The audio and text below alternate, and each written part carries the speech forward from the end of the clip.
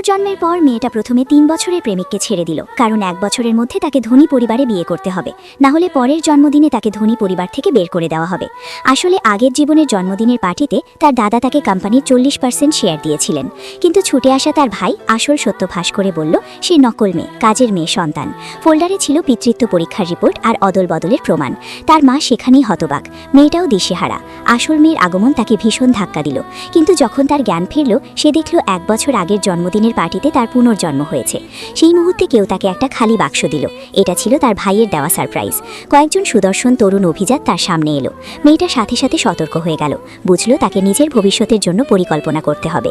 সে তাড়াতাড়ি বলল যে সে বিয়ে করতে রাজি, কিন্তু এই পুরুষদের কাউকেই তার পছন্দ নয়। ভান করল তার ইতিমধ্যেই পছন্দের একজন আছে। তার পরিবার খুব খুশি হলো।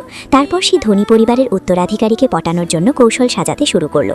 লোকটি ছিল একজন শীর্ষ ক্ষমতাধর। সে জানত তাকে বশ করতেই হবে। সেই মুহূর্তে সে হঠাৎ একটা মেসেজ পেল, আর মনে পড়ল আগে যাকে সে সাহায্য করত সেই লোকটার কথা। সেই অতীত তাকে পুরোপুরি মুছে ফেলতে হবে। তাই সে সম্পর্ক ভাঙার উদ্দেশ্যে লোকটার কাছে গেল, কিন্তু তার কোমলতায় মুগ্ধ হয়ে আবার হার মানল। হঠাৎ সে দেখল তার পাশের চেহারাটা উত্তরাধিকারীর মতো। পরে লোকটি ফুল পাঠিয়ে বিয়ের প্রস্তাব দিল, কিন্তু মেয়েটা দৃঢ়ভাবে প্রত্যাখ্যান করল। জানতো না যে সে আসলে উত্তরাধিকারী। মেয়েটা একটা খারাপ অনুভূতি নিয়ে গাড়িতে উঠল। সত্যি যখন সে বাড়ি ফিরল দেখল তার দাদা আসল মেয়েকে ফিরিয়ে আনছেন। আসল মেয়েকে তার বাবার অবৈধ সন্তান ভেবে তাড়াতাড়ি পিতৃত্ব পরীক্ষা করাতে গেলেন।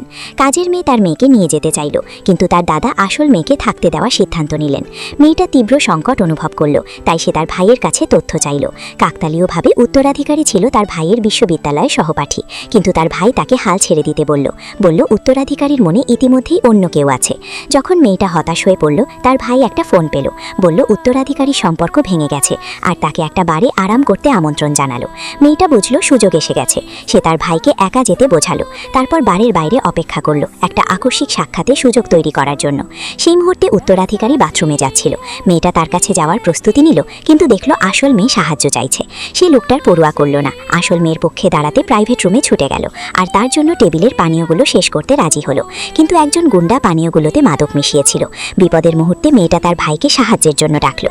উত্তরাধিকারী শুনল মেয়েটা বিপদে আছে, আর সাথে সাথে তাকে খুঁজতে ছুটে গেল।